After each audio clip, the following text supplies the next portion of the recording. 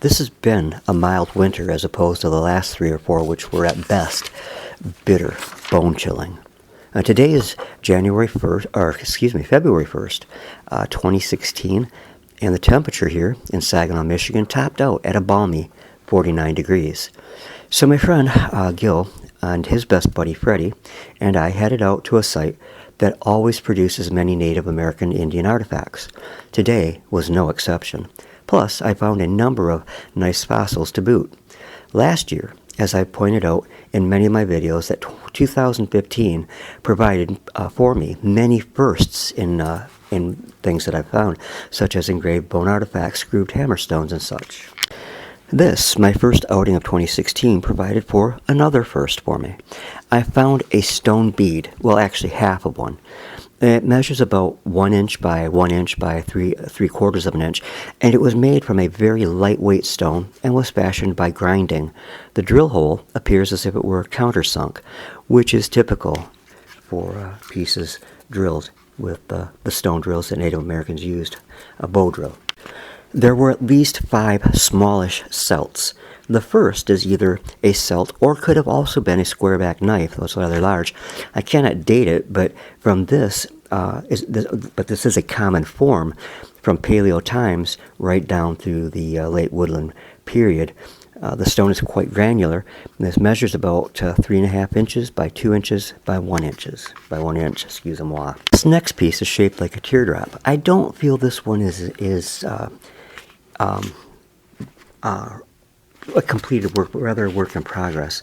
It is made of a bluish green stone, and it maybe that was intended to be a spear point when all was said and done. And it's hard to say on some pieces what the finished piece was intended to be, but at any rate, I'll call this one a problematical piece for right now, and this measures about 3 by 2.25 by 1 inch.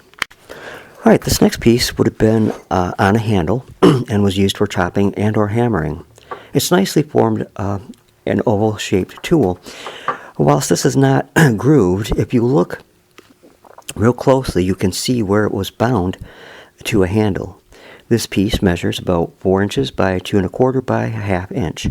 As with many of the pieces in this growing collection from this site, it is a form that was used across many prehistoric areas, paleo to late woodland, so it's not diagnostic of any particular area.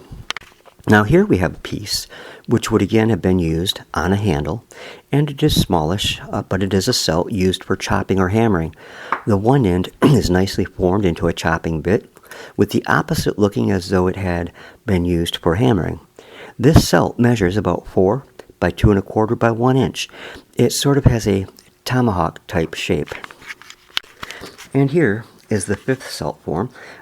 One end is pointed, the other sort of flat for hammering. This would have been used on a handle also, and measures about 4 by 2.5 by 1.25 inches.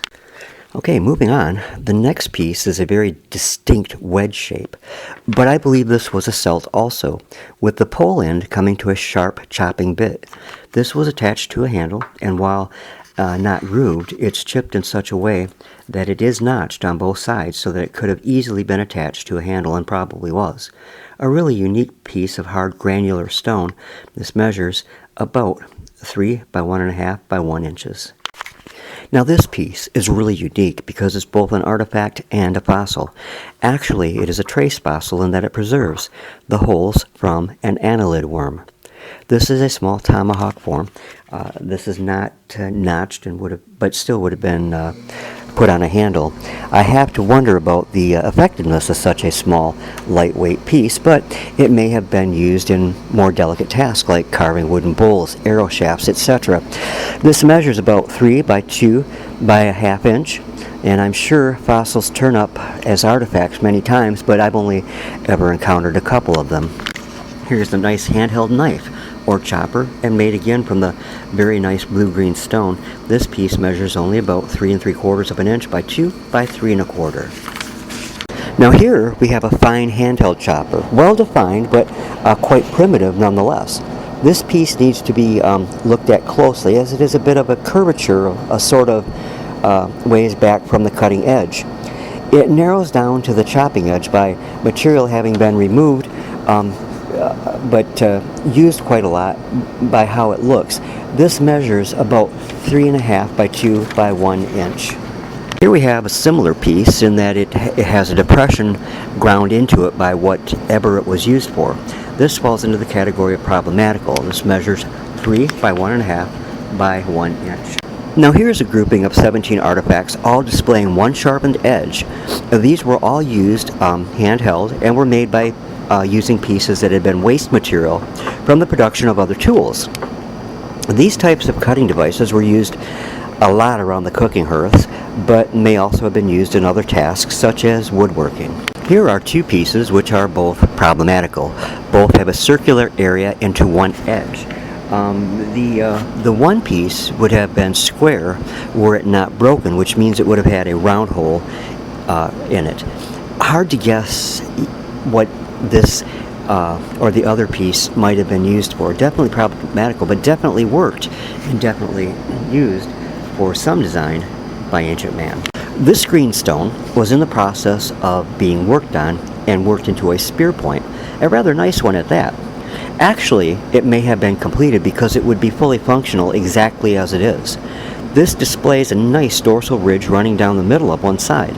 If this is complete, it gives one possible indication of the period from which it hails and probably the other artifacts that have been found at this site. It resembles a stemmed base, which may indicate that it is from the Archaic period.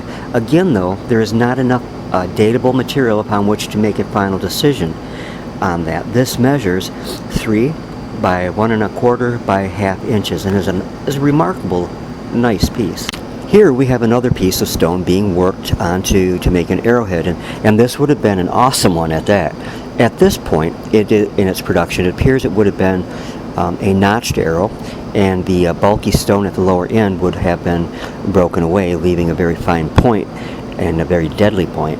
This measures about 2.5 by 1.25 by 1/4 inch. Here we have the base of an arrowhead, which indicates that it would have been a stemmed piece, which was evidently broken while it was being made. Too bad, because it would have been a nice shaped piece and out of a very nice, very dark, waxy type chert.